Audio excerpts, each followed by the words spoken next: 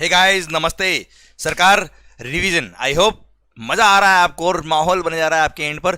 Confidence is the one of the most important thing which is required during the exams and before the exams. Okay, तो सरकार returns under GST शुरू कर रहे हैं हम। ध्यान देना, इस बार मेजर अमेंडमेंट्स है, मेजर चेंजेस है रिटर्न फाइलिंग सिस्टम के अंदर। दिल थाम के सुनिए, क्या शानदार पॉइंट है, एग्जाम में आने के चांसेस है और प्रैक्टिकल लाइफ में भी काम आएगा। तो आपके सामने आ रहा है रिटर्न्स अंडर जीएसटी। ओके, तो सरकार सबसे पहली बात, section 37 statement of outward supply. Sir GSTR 1 statement of outward supply करना फर्निश करना पड़ेगा। ड्यू डेट क्या है उसकी? सबसे पहली बात, इट डिपेंड्स क्या कि आपने जीएसटीआर 3B फाइल करने का कौन सा ऑप्शन लिया है। अगर किसी एसएससी का प्रीवियस फाइनेंशियल का aggregate turnover was up to rupees 5 crore and अगर उसने जीएसटीआर 3B फाइल करने का ऑप्शन क्वार्टरली लिया है तो उसको जीएसटीआर 1 भी क्वार्टरली ही सबमिट करना है। गवर्नमेंट ने फैसिलिटी दी कि यस, आप quarterly statement of outward supply submit कर सकते हो और ड्यू डेट रहेगा 13th of the next month. Clear सरकार? ध्यान दीजिएगा बेटा, अगर आपने 3B जीएसटीआर 3B जो रिटर्न है उसको क्वार्टरली फाइल करने का ऑप्शन लिया है तो जीएसटीआर 1 आपको क्वार्टरली फाइल करना पड़ेगा।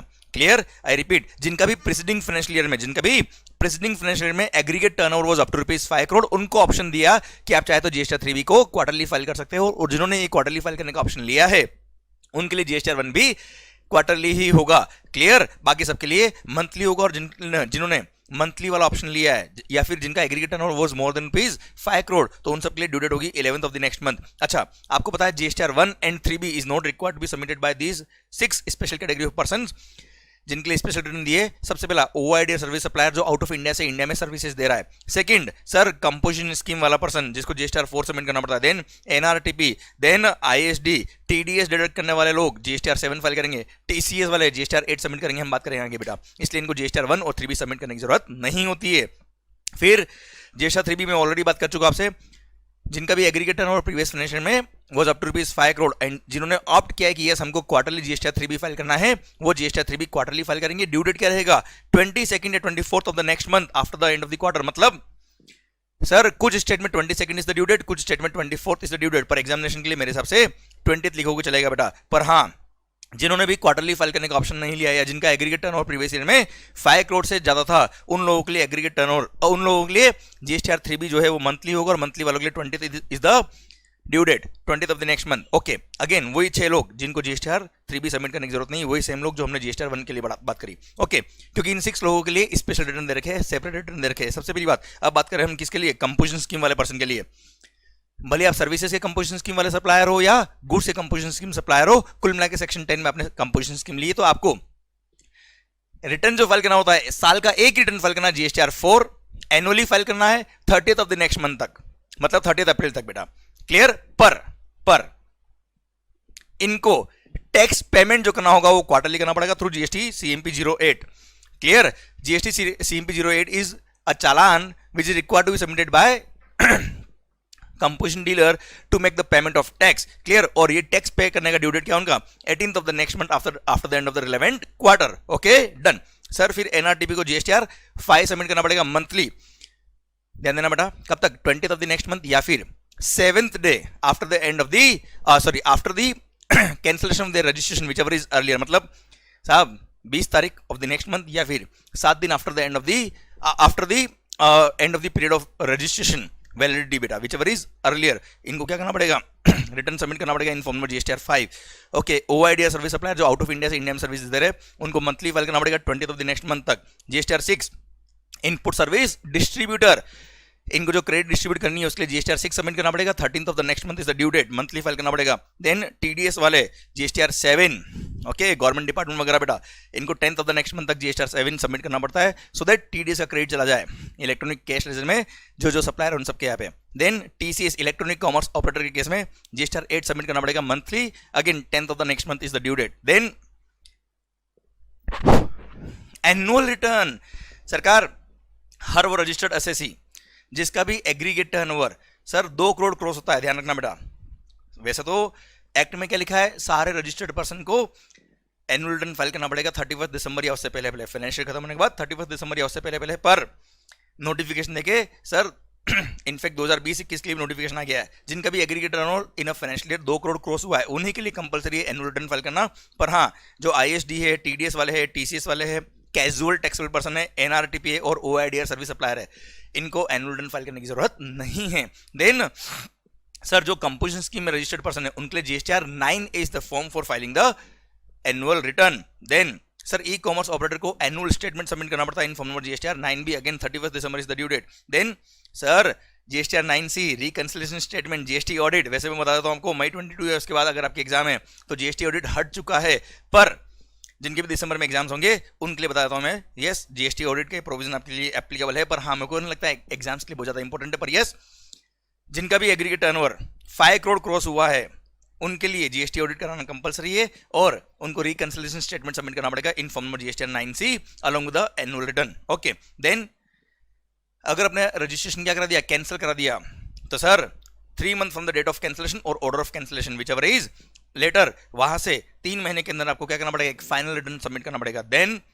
जीएसटीआर 11 यूएन होल्डर्स को फाइल करना पड़ेगा sir details of inverse supply to claim the refund. Okay, सरकारी हमने पढ़ ली, time limit to file the returns और respective forms of respective person जिनको रिटर्न या स्टेटमेंट फाइल करना है। ओके सर, अब मान लो आपके जीएसटीआर 1 में कोई गलती हो गई, मिस्टेक हो गई बेटा, उसको रेक्टिफाई करना है। देखो रिटर्न तो कभी रिवाइज नहीं होता है, पर अगर रेक्टिफाई करना मिस्टेक को तो yes it can be done, पर रेक्टिफाई करने का टाइम क्या है बेटा, date of filing the September month return after the end of the relevant financial year और date of filing relevant annual return whichever is earlier। सब ध्यान दीजिएगा बेटा, यहाँ पे ड्यू डेट नहीं लिखा है, एक्चुअल डेट लिखा है दोनों केस में बेटा। ओके, देन सर भले आपके पूरे पीरियड के अंदर कोई सप्लाई नहीं, फिर भी जीएसटीआर 1 तो आपको सबमिट करना पड़ेगा नील रिटर्न बेटा। क्लियर, नील स्टेटमेंट या नील रिटर्न तो आपको फाइल करना ही पड़ता है, भले जीएसटीआर 3 भी हो या 1 हो। ओके सरकार, अब बात करूं मैं, जैसा आपको बताया कि जीएसटीआर 1 अगर सप्लायर सबमिट करेगा तो रेसिपिएंट के जीएसटीआर 2A में वो क्रेडिट रिफ्लेक्ट होगी, हाँ है ना। सप्लायर ने अगर जीएसटीआर 1 सबमिट किया है तो जीएसटीआर 2A में क्रेडिट रिफ्लेक्ट होगी रेसिपिएंट के लिए। पर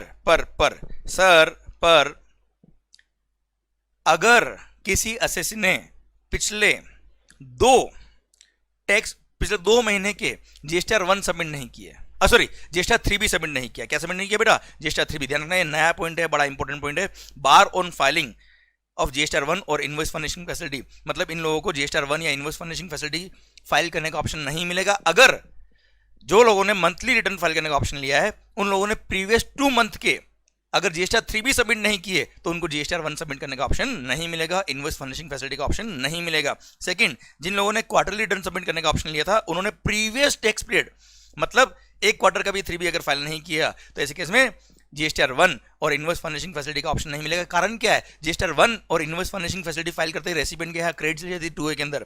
क्लियर। एंड लास्ट, अगर किसी पर्सन को रेस्ट्रिक्शन लगाई थी जिसपे applicable sir rule number 86B कि सर अगर किसी एसएससी का किसी पर्टिकुलर मंथ में टैक्सेबल सप्लाई का turnover other than exempt supply and other than zero rate supply अगर मोर देन ₹50 लाख होता है वैल्यू ऑफ सप्लाई, तो ऐसे केस में सर वो मैक्सिमम 99% ही टैक्स पे कर सकता है थ्रू इलेक्ट्रॉनिक क्रेडिट लेजर। तो ऐसे पर्सन के लिए बोल दिया अगर उसने प्रीवियस टैक्स पीरियड का प्रेसिडिंग टैक्स पीरियड का अगर 3B फाइल नहीं किया तो ऐसे केस में उसको जीएसटीआर 1 या इनवॉइस फर्निशिंग फैसिलिटी फाइल करने का ऑप्शन नहीं मिलेगा।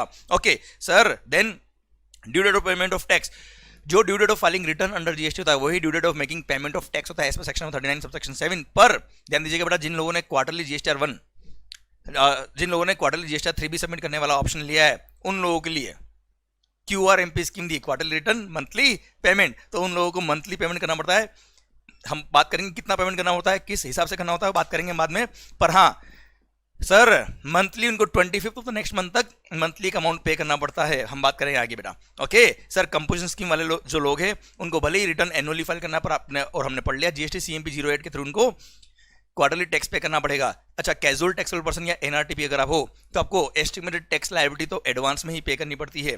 क्लियर। माहौल रूल नंबर 67A कहता है कि सर अगर आपका कंप्लीट नील रिटर्न है, मतलब जीएसटीआर 1 हो गया या 3B है या जीएसटी CMP 08 है जिसमें सारे कॉलम में नील ही इंफॉर्मेशन है, कोई इंफॉर्मेशन नहीं है, तो ऐसे केस में आप एक शॉर्ट SMS के थ्रू आपके रजिस्टर्ड मोबाइल नंबर से OTP बेस्ड वेरिफिकेशन के थ्रू आप एक शॉर्ट SMS के थ्रू भी ये नील रिटर्न सबमिट कर सकते हो। ओके सर, अब आ गया बहुत ही इंपॉर्टेंट बहुत ही शानदार QRMP scheme, quarterly return monthly payment scheme. Sir ये QRMP स्कीम क्या, सबसे पहली बात जिन भी एसएससी का प्रीसीडिंग फाइनेंशियल ईयर में aggregate turnover was up to ₹5 crore, उनके लिए स्कीम है। स्कीम ऑप्शनल है, लेना तो ले वरना मस्त रहे।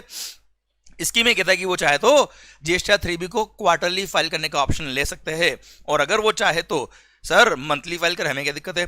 और जो ऑप्शन उन्होंने लिया है वो कंटिन्यू रहेगा अंटिल या तो वो इन एलिजिबल हो जाते हैं इस स्कीम के लिए, क्लियर, या फिर वो वॉलंटरीली खुद बाहर निकल जाते हैं इस स्कीम से, क्लियर। पर सर हर महीने हर क्वार्टर इनको अप्लाई करने की जरूरत नहीं है। सेकंड बात, अगर इन्होंने जीएसटी 3B को क्वार्टरली फाइल करने का ऑप्शन लिया है तो ऐसे केस में जीएसटी 1 भी क्वार्टरली सबमिट करना पड़ेगा। पर सर इनको ये ऑप्शन अगर एक्सरसाइज करना है तो कब एक्सरसाइज कर सकते हैं? सर साल के बीच में भी कर सकते हैं, ध्यान रखना, ओके। अब QRMP स्कीम के अंदर अगर आना है, स्कीम में अगर आना है तो कब आ सकते हैं? जैसे फॉर एग्जाम्पल मैं बात कर रहा हूं, April May June is the quarter, then इस क्वार्टर मान लो आपका मंथली पेमेंट का मंथली ही जीएसटी 3B फाइल करने का ऑप्शन आपने लिया हुआ था। अब आपको लगता है अगले क्वार्टर से मेरे को सर जुलाई अगस्त सितंबर वाले क्वार्टर से मेरे को QRMP स्कीम में आना है, तो ऐसे केस में आप इस स्कीम में आने के लिए कब से अप्लाई कर सकते हो, मतलब व्हाट इज द ड्यूरेशन जब आप अप्लाई कर सकते हो? तो सर जुलाई अगस्त सितंबर ये क्वार्टर है, इससे प्रीसीडिंग क्वार्टर जो हो गया मतलब अप्रैल मई जून, तो इस प्रीसीडिंग क्वार्टर का सेकंड मंथ का फर्स्ट डेट मतलब 1 मई से लेकर सर जो जिस क्वार्टर के लिए आपको अप्लाई करना है QRMP स्कीम के लिए, उस क्वार्टर के फर्स्ट मंथ की लास्ट डेट मतलब 31 जुलाई, मतलब 1 मई से लेकर 31 जुलाई के बीच में आप अप्लाई कर सकते हो to enter into the QRMP scheme, clear. और आप सर जुलाई वाले क्वार्टर से QRMP स्कीम के अंदर एंटर हो जाएंगे। और हाँ, आपने अगर ये स्कीम ली है तो हर क्वार्टर के लिए आपको ये स्कीम बार बार ऑप्ट करने की जरूरत नहीं है, ये हर क्वार्टर के लिए ऑटोमेटिक कंटिन्यू हो जाएगी अंटिल यू आर इनएलिजिबल या आप खुद बाहर निकल जाते हो, ओके। सरकार अगर मान लो आपको इस स्कीम से बाहर निकलना है तो अगेन वही ड्यूरेशन, मतलब मान लो मेरे को जनवरी फरवरी मार्च मैं ऑलरेडी QRMP स्कीम में हूं और जनवरी क्वार्टर से मेरे को साहब ये QRMP स्कीम नहीं चाहिए, तो सर प्रेसिडिंग क्वार्टर मतलब जो चल रहा था अक्टूबर नवंबर दिसंबर, उसका सेकंड मंथ की फर्स्ट डेट मतलब 1 नवंबर से लेकर 31 जनवरी के बीच में मैं अप्लाई कर सकता हूं कि I want to opt out from the QRMP scheme from January quarter, तो सर मैं आउट हो जाऊंगा इस स्कीम से, ओके डन। सेकंड बात, अगर मान लो मेरा aggregate turnover in the current financial year 5 crore cross हो जाता है तो मैं इस स्कीम से बाहर जाऊंगा, पर बाहर जाऊंगा वो नेक्स्ट क्वार्टर से होऊंगा, करंट क्वार्टर में तो मैं QRMP स्कीम में ही रहूंगा, ओके डन। अच्छा फर्दर एक और बहुत ही अच्छी बात कही इसने कि QRMP स्कीम जो है बेटा ये आप GST इनवाइज ऑप्शन ले सकते हो, मतलब इट्स नॉट एसेंशियल कि सर आपकी अगर 50 ब्रांच है 50 आपके GST नंबर है सेम पेन नंबर पे तो सबके लिए QRMP या तो एक साथ लो या सबके साथ सबके लिए मत लो, ऐसा नहीं है सर। एग्रीगेट टर्नओवर तो ऑब्वियसली 50 ब्रांच है, सबको टर्नओवर क्लब करके फिर देखेंगे, पर पेन वाइज QRMP स्कीम नहीं है, GST इनवाइज है। मैं चाहूं तो 10 ब्रांच में QRMP स्कीम लूं, 5 में नहीं लूं, 2 में लूं, 2 में नहीं लूं, सर मेरी इच्छा हो वैसा कर सकता हूं मैं, कोई दिक्कत वाली बात नहीं है, okay sir. Next furnishing of the details of outward supply under section number 37, sir आप ध्यान देना बेटा, आपने रिटर्न फाइल करने का ऑप्शन तो क्वार्टरली ले लिया, अब GSTR 1 का सिस्टम क्या रहेगा? सर GSTR 1 जैसा मैंने आपको बताया जिसने भी QRMP स्कीम ली है उसको GSTR 1 भी क्वार्टरली सबमिट करना 13th of the next month तक, पर अभी जैसा हमने बात करी कि जैसे ही GSTR 1 क्वार्टरली होगा रेसिपिएंट को क्रेडिट भी, सर GSTR 1 अगर आप सबमिट नहीं करोगे तो रेसिपिएंट को क्रेडिट कैसे मिलेगा? उसके 2A में आएगा नहीं बेटा, और प्रोविजनल बेस पे क्रेडिट तो केवल मैक्सिमम 5% ले सकता है बेटा। तो ऐसे केस में गवर्नमेंट ने QRMP स्कीम के साथ में इनवॉइस फर्निशिंग फैसिलिटी दिया है। अब इनवॉइस फर्निशिंग फैसिलिटी क्या कहता है कि जो भी सप्लायर QRMP स्कीम ले रहा है वो क्वार्टर के फर्स्ट 2 महीने में, मतलब मान लो जनवरी फरवरी मार्च वाले क्वार्टर की बात कर रहा हूं तो जनवरी और फरवरी मंथ के लिए वो चाहे तो इनवॉइस फर्निशिंग फैसिलिटी यूज कर सकता है। और इनवॉइस फर्निशिंग फैसिलिटी में ये बोला है जो फर्स्ट मंथ है जनवरी और सेकंड मंथ है फरवरी, इस एग्जांपल में उन मंथ्स के लिए sir by 13th of the next month, मतलब जनवरी मंथ के लिए 13 फरवरी और फरवरी मंथ के लिए 13 मार्च, वो चाहे तो इनवॉइस फर्निशिंग फैसिलिटी यूज करके इनवॉइसेस फर्निश कर सकता है B2B वाले, सो दैट उसके रेसिपिएंट जितने भी है उनके GSTR 2A में वो क्रेडिट चले जाए और वो क्रेडिट ले पाए। पर ध्यान रखना ये invoice furnishing facility is an optional scheme, वो आपको फर्निश करना तो करना वरना मत करो, पर हाँ in a particular month using this invoice furnishing facility maximum invoices which can be uploaded cannot exceed value in ₹50 lakh, मतलब मैक्सिमम 50 लाख की वैल्यू वाले इनवॉइसेस ही आप किसी पर्टिकुलर मंथ में इनवॉइस फर्निशिंग फैसिलिटी के थ्रू फर्निश कर सकते हो। तो आप चूज कर लेना, मान लो आपके 70 लाख के B2B वाले सप्लाई थे, तो आप चूज कर लेना आपके कौन कौन से कस्टमर ऐसे जिनको क्रेडिट अभी के भी चाहिए, और उनमें से 50 लाख वाले इनवॉइस वाले 50 लाख की वैल्यू वाले इनवॉइस ही आप पंच कर सकते हो किसी पर्टिकुलर एक मंथ में इनवॉइस फर्निशिंग फैसिलिटी यूज करके।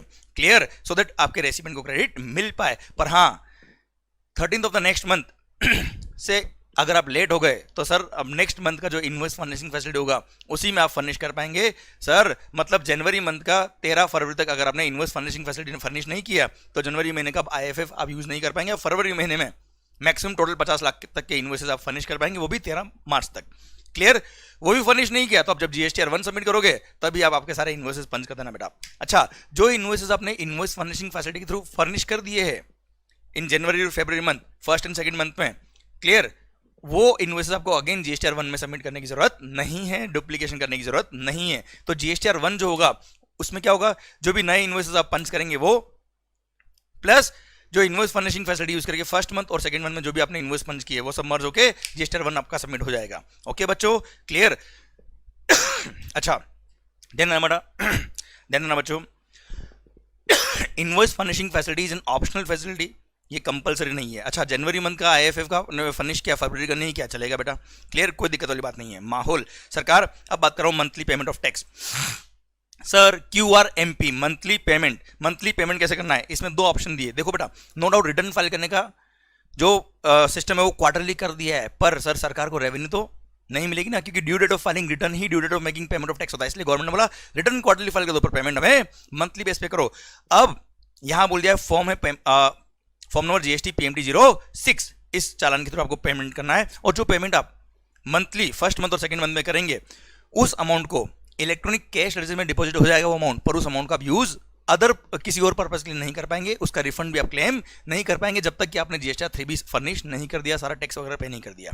ओके, अच्छा, अब कितना टैक्स पे करना है वो बात करते हैं, पर उससे पहले 25th of the next month is the due date. मतलब मंथली जो पेमेंट करना है, जैसे हम जनवरी फरवरी मार्च क्वार्टर की बात कर ले तो जनवरी और फरवरी क्वार्टर फर्स्ट मंथ जो है जनवरी और फरवरी, फर्स्ट और सेकंड मंथ, तो जनवरी का ड्यू डेट है 25 फरवरी, फरवरी का ड्यू डेट है 25 March for making payment on monthly basis अगर आपने QRMP स्कीम लिया तो। अच्छा, GSTR 3B का ड्यू डेट तो 22 तारीख और 24 तारीख की बेटा, याद है बेटा? तो सर जो थर्ड मंथ होगा उसके लिए तो आप GSTR 3B सबमिट करेंगे। 22nd और 24th of the next month is the due date of filing 3B, वही due date of making payment of tax हो गया। पर जो फर्स्ट 2 महीने उसके लिए 25 तारीख of the next month is the due date of making payment of tax. अब पेमेंट जो करना है उसके लिए 2 सिस्टम है सर, एक तो फिक्स सम मेथड और एक और है self assessment method. Fix sum method ये कहता है कि डायरेक्ट जो आपने, अगर मान लो प्रीवियस जो आपका टैक्स पीरियड था वो क्वार्टरली रिटर्न था आपका, तो प्रीवियस टैक्स पीरियड जो क्वार्टरली आपका रिटर्न था उसमें आपने इलेक्ट्रॉनिक कैश लेजर के थ्रू कितना टैक्स पे किया, उसका 35% फ्लैट डायरेक्ट 35% फर्स्ट मंथ में और सेम अमाउंट सेकंड मंथ में आप डिपॉजिट कर देना। भारत माता की जय। क्लियर? और अगर जो प्रीवियस टैक्स पीरियड था उसमें मंथली अगर आपने टैक्स मंथली रिटर्न आपने फाइल किया था तो प्रीवियस मंथ में जितना टैक्स पे किया उतना उतना फर्स्ट एंड सेकंड मंथ में उतना पेमेंट कर देना। भारत माता की जय हो जाएगी, आपको कोई एक्स्ट्रा टैक्स पे नहीं करना है। और हाँ, अगर मान लो एक्चुअल जब टैक्स कैलकुलेट किया उस टाइम अगर एक्चुअल टैक्स ज्यादा बना था आपका फर्स्ट मंथ और सेकंड मंथ का, तो हम आपसे कोई इंटरेस्ट चार्ज नहीं करेंगे, क्योंकि आपने फिक्स सम मेथड लिया जो गवर्नमेंट ने बताया उतना ही, ये ऑटोमेटिक कैलकुलेट होकर आ जाएगा सिस्टम में अगर आपने ऑप्शन लिया है तो। क्लियर? ओके, सेकंड बात ध्यान देना बेटा, प्रीवियस मंथ का 35% टैक्स, प्रीवियस टैक्स पीरियड अगर क्वार्टरली था तो उसका 35% टैक्स, और अगर प्रीवियस मंथली था आपका, last previous tax period was monthly return, तो उसमें जितना आपने टैक्स पे किया वही। पर ध्यान रखना, जो प्रीवियस टैक्स पीरियड आप ले रहे हो it should be complete tax period, मतलब उस पिछले टैक्स पीरियड में आप पूरे टैक्स पीरियड के लिए रजिस्टर्ड होने चाहिए। ऐसा नहीं कि आपने मान लो सर प्रीवियस क्वार्टर में ही नया रजिस्ट्रेशन लिया और केवल 15 दिन के लिए आप रजिस्टर्ड थे, क्योंकि फर्स्ट के जो स्टार्टिंग के डेज थे उसमें आप रजिस्टर्ड ही नहीं थे, तो आपकी लायबिलिटी बहुत कमाई होगी बेटा। तो उस केस में उसका हम 35% नहीं लेंगे, उसमें तो सेल्फ असेस मेथड ही लेना पड़ेगा आपको बेटा। क्लियर? ओके सर, अब सेल्फ असेस मेथड, अच्छा फिक्स मेथड नहीं लेना है, सेल्फ असेस मेथड तो आप देखो कैलकुलेट करो कि मंथली आपका लायबिलिटी कितना है, मंथली ITC कितना है और कितना आपको पे करना है। क्लियर? पर सेल्फ असेस मेथड के अंदर अगर आपने टैक्स कम कैलकुलेट किया और बाद में पता पड़ा टैक्स ज्यादा बना आपका, तो ऐसे केस में आपको इंटरेस्ट पे करना पड़ेगा। इस पर सेक्शन 50 जो नॉर्मल इंटरेस्ट होता है 18% पर ग्राम। ओके सरकार, एक और बात, जो ये 2 मेथड दी है ऐसा नहीं कि आपने फर्स्ट मंथ में जो मेथड ऑप्ट किया वही सेकंड मंथ में भी ऑप्ट करना पड़ेगा। You are free to opt any method in any of the month, कोई दिक्कत नहीं है। क्लियर? अच्छा, फर्दर ये कह दिया है जो अमाउंट आप मंथली पे करो वो इलेक्ट्रॉनिक कैश में जाएगा बेटा, पर वो अमाउंट ब्लॉक हो जाएगा, किसी और पर्पज में काम नहीं आएगा। जब आप टैक्स रिटर्न फाइल कर देंगे 3B, उसके बाद उस अमाउंट को बच जाता है तो उसको यूज कर सकते हो या रिफंड ले सकते हो। पर हाँ, अगर आपके electronic cash ledger plus credit ledger में ऑलरेडी सफिशिएंट बैलेंस पड़ा था, जितना कि आपकी लायबिलिटी है 35% के हिसाब से या प्रीवियस मंथ के हिसाब से, उतना ऑलरेडी फंड पड़ा था, तो ऐसे केस में आपको एडिशनल कोई अमाउंट जमा कराने की जरूरत नहीं है। और सेकंड मंथ में हम देखेंगे तो फर्स्ट मंथ और सेकंड मंथ दोनों मंथ का क्यूमुलेटिव अमाउंट जो होता है, जो 35% के हिसाब से हमने कैलकुलेट किया या सेल्फ असेस मेथड के बेस पे जो कैलकुलेट किया, उतना फंड ऑलरेडी आपकी इलेक्ट्रॉनिक कैश या क्रेडिट लेजर में ऑलरेडी पड़ा, तो आपको अमाउंट जमा कराने की जरूरत नहीं है। क्लियर? डन। अब quarterly filing of form number GST 3B देखो, हमने इनवॉइस फर्निशिंग फैसिलिटी पढ़ लिया, हमने मंथली पेमेंट पढ़ लिया। क्लियर? GSTR 1 क्वार्टरली फाइल करना वो पढ़ लिया। अब जो क्वार्टरली रिटर्न फाइल करना उसके बारे में बोला है कि सर जिन्होंने भी ये स्कीम ली है उनको GSTR 3B क्वार्टरली फाइल करना पड़ेगा। क्वार्टरली का ड्यू डेट क्या है? 22, 22 और 24 of the next month. Clear? आपको पे करना पड़ेगा। और हाँ सर, जो ड्यू डेट होगा वही due date of making payment of tax होता है, तो जो आपने टैक्स ऑलरेडी पे कर दिया है उसके अलावा जो टैक्स लायबिलिटी आएगी वो आप और जमा कराएंगे इलेक्ट्रॉनिक कैश लेजर के थ्रू, एंड सर आप रिटर्न सबमिट करके लायबिलिटी ऑफसेट कर देंगे बेटा। क्लियर? डन। अच्छा, अब एप्लीकेबिलिटी ऑफ इंटरेस्ट। सबसे पहली बात, अगर आपने फिक्स सम मेथड लिया था और फिक्स सम के हिसाब से अपना अमाउंट पे कर दिया 25 ऑफ द नेक्स्ट मंथ तक, तो नो इंटरेस्ट, भले एक्चुअल लायबिलिटी कितनी भी आएगी बाद में। ओके, पर हाँ obviously 25 of the next month जो ड्यू डेट है तब तक आपने वो 35% जो फिक्स अमाउंट था वो जमा नहीं कराया, तो सर 26 से लेकर जब आप जमा कराएंगे तब तक आपको इंटरेस्ट तो पे करना ही पड़ेगा बेटा। ओके, और अगर आपने सेल्फ असेस मेथड लिया था तो ऐसे केस में सेल्फ असेस करके जो आपने टैक्स पे किया वो अगर कम था एक्चुअल लायबिलिटी से, जब 3B फाइल करते हुए पता पड़ा कि जनवरी मंथ का लायबिलिटी तो 50 रुपये था, जबकि उसने टैक्स पे किया 40 रुपये, तो 10 रुपये के डिफरेंस पे आपको इंटरेस्ट पे करना पड़ेगा। ओके, माहौल सरकार या फिर आप GSTR 3B सबमिट करने में ही लेट हो गए तो सर जो नॉर्मल रेट ऑफ इंटरेस्ट होता है, नॉर्मल जो इंटरेस्ट कैलकुलेशन होगा तो वो तो लगेगा हर केस में। ओके, सरकार last applicability of late fee, अगर रिटर्न लेट फाइल किया है या GSTR 1 लेट सबमिट किया है तो लेट फी लगेगी ना भाई। इनवॉइस फर्निशिंग फैसिलिटी तो ऑप्शनल फैसिलिटी है, वो तो फाइल करो मत करो आपकी चॉइस है बेटा। कस्टमर को क्रेडिट देना है तो फाइल कर देना, वरना मत करना, तो उसके लिए तो कोई लेट फी नहीं है बेटा। Plus late payment of tax करते तो उसके लिए इंटरेस्ट होता है, लेट फी तो केवल GSTR 3B या GSTR 1 लेट फाइल किया है तो ही आपके लिए लेट फी लगेगी। क्लियर? डन। ये आपका QRMP स्कीम पूरा खत्म होता है। अब आइए 2-3 बातें और है दूसरी जो भी ऐड हुई है। Communication of details of GSTR 1 etcetera to the recipient of supply. Sir supplier GSTR 1 submit करेगा या इनवॉइस फर्निशिंग फैसिलिटी सबमिट करेगा या GSTR 5, GSTR 6, 5 भाई NRTP 6 फाइल करेगा, इनपुट सर्विस डिस्ट्रीब्यूटर या TDS TCS का जो स्टेटमेंट फाइल हुआ है, या सर आपने कोई भी गुड्स इंपोर्ट करी तो उस पर IGST पे किया होगा, या आपने कोई भी गुड्स ACZ से इंपोर्ट करी डोमेस्टिक मार्केट में तो ऐसे केस में उस पर भी आपने IGST पे किया होगा, बिल ऑफ एंट्री फाइल करेगी, उनके बेस पे जो भी टैक्स आपने पे किया था वो ऑटो पॉपुलेट होकर आपके GSTR 2A में आ जाएगा। और अगर आप कंपोजिशन स्कीम वाले हो तो GSTR 4A में आ जाएगा, और अगर आप इनपुट सर्विस डिस्ट्रीब्यूटर हो तो आपके GSTR 6A में आ जाएगा। Then form number GSTR 2B। ये 2B क्या है भाई? 2B एक नया फॉर्म है बेटा। क्या होता है ये तुम्हें बताता हूं मैं। Sir GSTR 2A is a dynamic document. अब मान लो सप्लायर ने जनवरी मंथ का GSTR 1 सबमिट कर दिया, हमारे GSTR 2A में वो रिफ्लेक्ट करेगा बेटा। अच्छा, due date of filing GSTR 1 जो होता है उस दिन तक जितना सप्लायर ने GSTR 1 फाइल कर दिया, जैसे मान लो मैं रेसिपिएंट हूं, अब बहुत सारे लोगों से मैंने परचेज किया होगा, उन सब लोगों ने अपने GSTR 1 सबमिट किए होंगे, तो मैंने मेरे 2A के अंदर जो क्रेडिट आ रही होगी वो देखूंगा मैं कब? जिस दिन due date of filing GSTR 1 था, या इनवॉइस फर्निशिंग फैसिलिटी जिन लोगों को होती है उसका जो ड्यू डेट था बेटा उसके नेक्स्ट डे, मतलब नेक्स्ट डे में देखूंगा कि मेरे 2A में कितना क्रेडिट आ रहा है। पर sir GSTR 2 is a dynamic document. अब किसी ने अगर GSTR 1 या GSTR 1 अगर लेट सबमिट किया, सर जनवरी महीने का GSTR 1 लेट सबमिट किया, तो भी 2A में तो मेरे रिफ्लेक्ट करेगा जनवरी महीने में बेटा। और गवर्नमेंट ने सर्कुलर देके बोला हुआ कि GSTR 2A में क्रेडिट जो आ रही है उस दिन का देखना जिस दिन सर GSTR 1 का ड्यू डेट था, उस दिन कितनी क्रेडिट आ रही है उतनी ही उस रेस्पेक्टिव मंथ में कोई एसएससी क्रेडिट ले सकता है, प्लस एडिशनल 5% प्रोविजनल बेस पे और ले सकता है। पर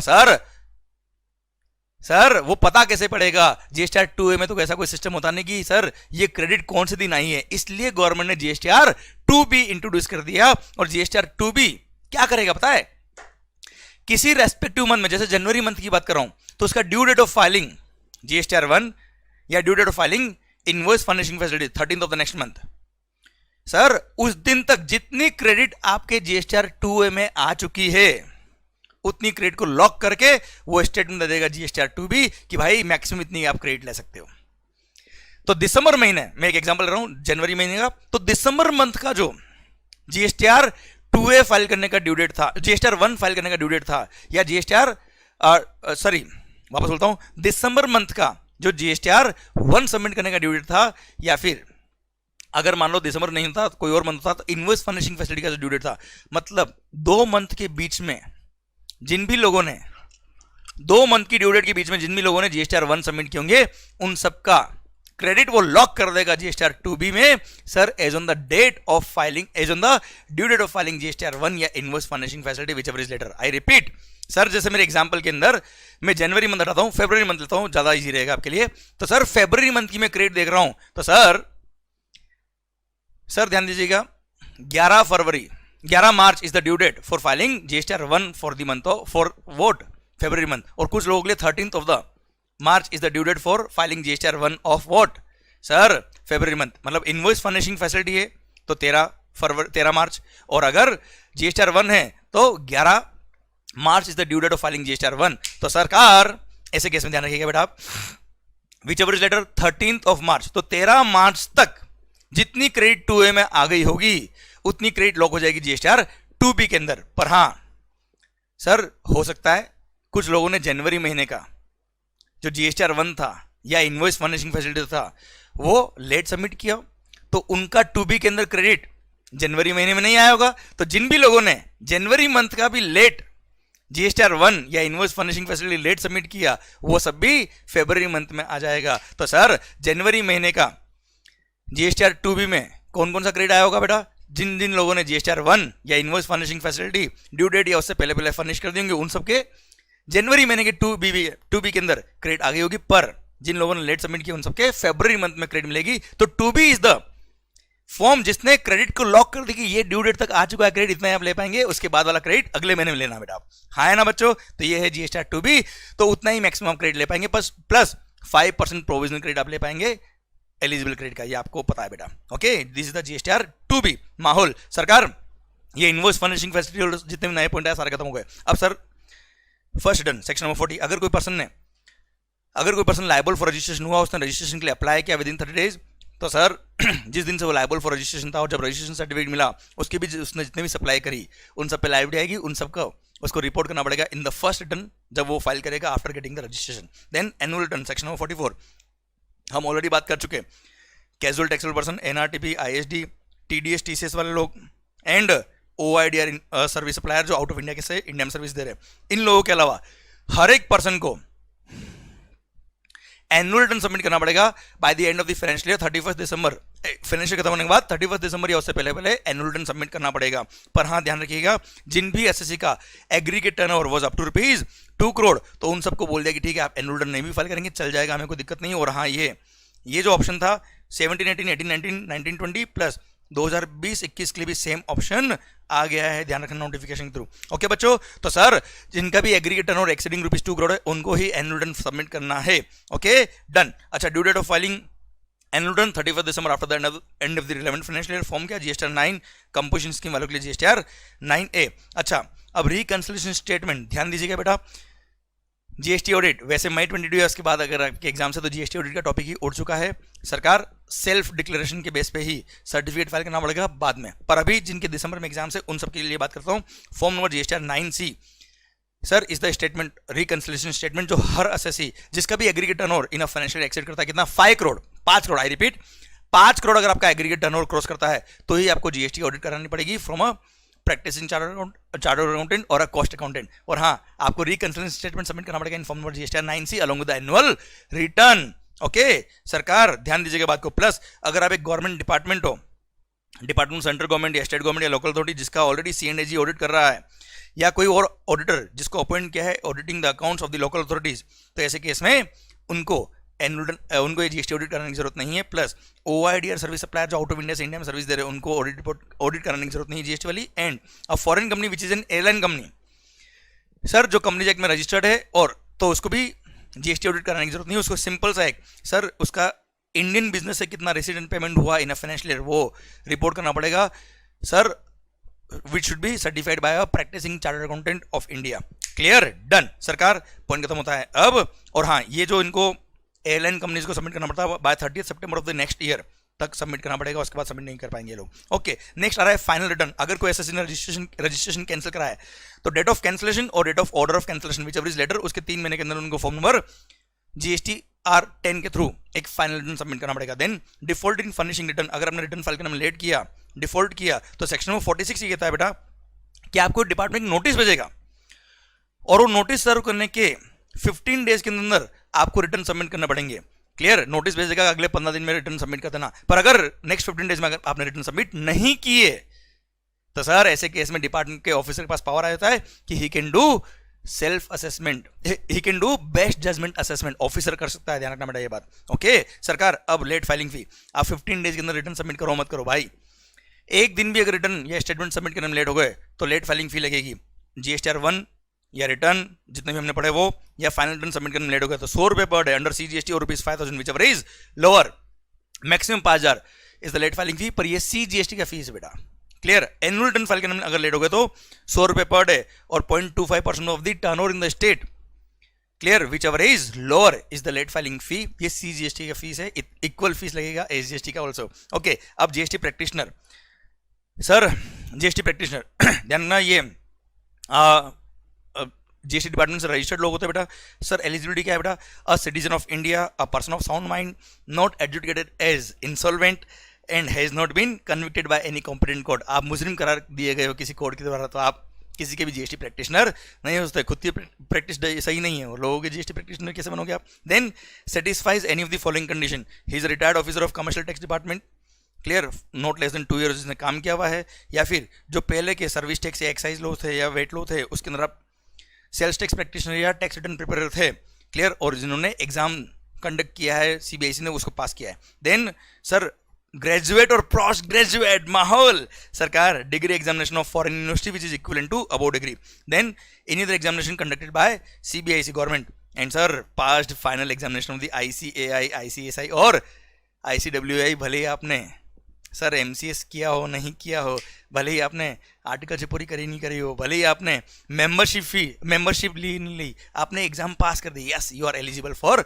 GST practitioner. Okay sir, what activities can be undertaken by GSTP, अगर आप ऑथराइज करोगे GST प्रैक्टिशनर को तो वो क्या काम कर सकता है, furnishing details of the outward and inward supply, monthly, quarterly, annual और फाइनल रिटर्न फाइल कर सकता है, deposit of tax sir, then refund claim कर सकता है, अमेंडमेंट या कैंसिलेशन ऑफ रजिस्ट्रेशन कर सकता है, ई-वे बिल जनरेट कर सकता है, जॉब वर्क के लिए फॉर्म नंबर GST ITC 04 जो प्रिंसिपल को फाइल करना पड़ता है वो फाइल कर सकता है, देन अमेंडमेंट या cancellation of enrolment under rule number 58 मतलब जो GT होता है उसके लिए, देन इंटीमेशन टू पे टैक्स अंडर कंपोजिशन स्कीम या विड्रॉल फ्रॉम दैट, ये सब काम वो कर सकता है अगर आप उसको ऑथराइज करते हो तो।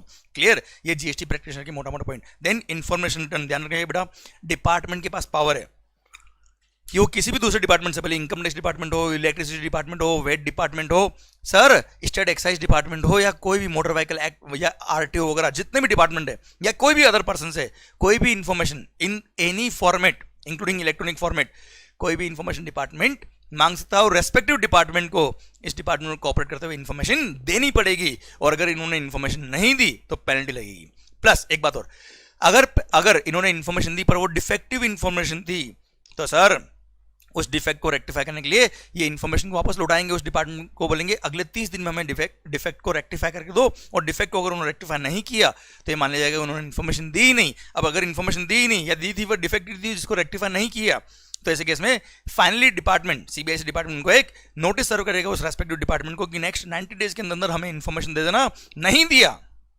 तो 90 डेज के बाद में उसको पेनल्टी लगेगी कितनी, 100 रुपये पर डे अंडर CGST और ₹5,000 विच एवर इज लोअर। ध्यान रखना, for example income tax department, CBIC department income tax department में पेनल्टी लगा देगा अगर उन्होंने कोऑपरेट नहीं किया इस सेक्शन के थ्रू। Okay, section number 151 power to collect statistics, sir commissioner के पास पावर है कि अगर उसको for the purpose of better administration of the act कोई भी स्टैटिस्टिक्स चाहिए तो ऐसे केस में वो मांग सकता है और आपको वो इन्फॉर्मेशन वो स्टैटिस्टिक्स प्रोवाइड करनी पड़ेगी, एंड देन किसी भी पर्सन से मांग सकता है, पर अगर ये इन्फॉर्मेशन नहीं दी तो फाइन है ₹10,000 वन टाइम। और अगर ये कंटिन्यूइंग ऑफेंस है तो ₹100 per day subject to maximum ₹25,000 under CGST is the penalty. Okay, bar on disclosure of information. Oh, bar पे फोकस मत करो. ओए सर, डिस्क्लोजर ऑफ इंफॉर्मेशन ध्यान देना. सिंस जीएसटी के अंदर जो भी इंफॉर्मेशन आप डिपार्टमेंट को दे रहे हो दैट इज वेरी सेंसिटिव, इसलिए सर बोला गया है कि जो भी इंफॉर्मेशन डिपार्टमेंट के ऑफिसर्स को मिली है या किसी भी पर्सन को मिली है under the provisions of this act, वो उनको डिस्क्लोज नहीं करेंगे unless it is required by the act. पर अगर उन्होंने अपने पर्सनल इंटरेस्ट के लिए या अपने पर्सनल बेनिफिट के लिए इस इंफॉर्मेशन को डिस्क्लोज कर दिया तो ऐसे केस में उस ऑफिसर पर पेनल्टी कितना पता है सर? 25,000 का पेनल्टी, ये तो मॉनेटरी पेनल्टी हो गया, और 6 मंथ तक की jail, imprisonment up to period of 6 month और ₹25,000 का फाइन, और both can be done. Clear? Okay. सरकार अब आइए special procedure for corporate debtors. Sir insolvency and bankruptcy code के थ्रू अगर CIRP corporate insolvency and resolution process में कोई कंपनी गई है तो ऐसे केस में उसके लिए जो IRP या RP जो अपॉइंट होता है, इंसॉल्वेंसी इंटरिम रिजोल्यूशन प्रोफेशनल या रिजोल्यूशन प्रोफेशनल जो अपॉइंट होता है, उसके लिए प्रोसीजर क्या दिया है जीएसटी के अंदर स्पेशल, वो सुनेगा ध्यान से बेटा. सबसे पहली बात, अगर IRP या RP अपॉइंट हुआ है तो वो जो कॉर्पोरेट डेटर है उस कॉर्पोरेट डेटर को एक नया रजिस्ट्रेशन लेना पड़ेगा एज ए डिस्टिंक्ट पर्सन. और हाँ ध्यान रखना, हर उस स्टेट में, हर उस यूनियन टेरिटरी में जहां जहां वो पर्सन रजिस्टर्ड था ऑलरेडी, उन सारे स्टेट में, उन सारे यूनियन टेरिटरी में उसको नए रजिस्ट्रेशन के लिए अप्लाई करना पड़ेगा. पर हाँ एक बेनिफिट दिया हुआ है, अगर कोई एसएससी कॉर्पोरेट डेटर ऑलरेडी सारे GSTR1 सारे रिटर्न्स अंडर GST जो पेमेंट ऑफ टैक्स है सारा नॉर्मल वे में कर रहा है without any delay, without any default, तो ऐसे केस में सर IRP अपॉइंट होने के बाद भी उसको नए रजिस्ट्रेशन के लिए अप्लाई करने की जरूरत नहीं है, अदरवाइज नए रजिस्ट्रेशन के लिए अप्लाई करना पड़ेगा. सेकंड थिंग, अगर मिड वे में कभी भी IRP या RP चेंज होता है, अगर IRP या RP चेंज होता है तो सर नए रजिस्ट्रेशन की जरूरत नहीं होती बेटा. ये सिंस ऑथोराइज सिग्नेटरी चेंज हुआ है तो just merely an amendment in the registration is required. और ऐसे केस में सर आप जीएसटी पोर्टल पर जाएंगे, लॉगिन करेंगे और अमेंडमेंट इन दी रजिस्ट्रेशन करेंगे, उसमें ऑथराइज सिग्नेटरी चेंज करेंगे, काम हो जाएगा, कोई दिक्कत नहीं है. पर अगर जो प्रीवियस IRP या RP था वो अगर आपको क्रेडेंशियल शेयर नहीं करता जो आने वाला IRP और RP उसको, तो ऐसे केस में जीएसटी ऑफिसर्स की मदद लेके वो जो नया इनकमिंग IRP या RP है वो अमेंडमेंट करा सकता है रजिस्ट्रेशन सर्टिफिकेट में. बाकी नए रजिस्ट्रेशन की जरूरत बिल्कुल भी नहीं होती है. इसी के साथ भारत माता की जय. सर ये पूरा returns under GST and related सारे प्रोविजंस भी खत्म होते हैं अब. आई होप मजा आ रहा है, आई होप माहौल बन रहा है और ये प्रोसीजर चैप्टर भी आपके इन पे कंप्लीट हो रहे हैं. ध्यान रखिए CA के सिलेबस मुझे पता है इजी नहीं होते हैं, आपको भी ऑब्वियसली फील हो रहा होगा इजी नहीं है, बहुत टफ है. पर हाँ, जिंदगी अगर मुश्किल नहीं हो तो जिंदगी नाम है किसका. जिंदगी दर्द बहुत देगी और दर्द तो होगा, वरना सर मरने के बाद तो जलने पे भी दर्द नहीं होता है. इसलिए ये दर्द जब तक है तब तक ही जिंदगी है. और हाँ, जब भी डिफिकल्टी आती है लाइफ में, सर आपको लगता है मॉरल डाउन हो रहा है, सर आंखें बंद करिए, अपने पेरेंट्स का चेहरा देखिए, वो देखिए आपसे कितना सर प्यार करते हैं. बस उस प्यार के लिए जियो, उस प्यार को प्रूव करने के लिए जियो और अपना 100% लगा दो. रिजल्ट के बारे में मत सोचो, पुट योर 100%. देखो आपका और हमारा काम क्या है सर, अपना 100% दो, अपना कर्तव्य करते जाओ, बाकी सब भगवान के ऊपर है. All the best, take care, love you a lot, take care बच्चों.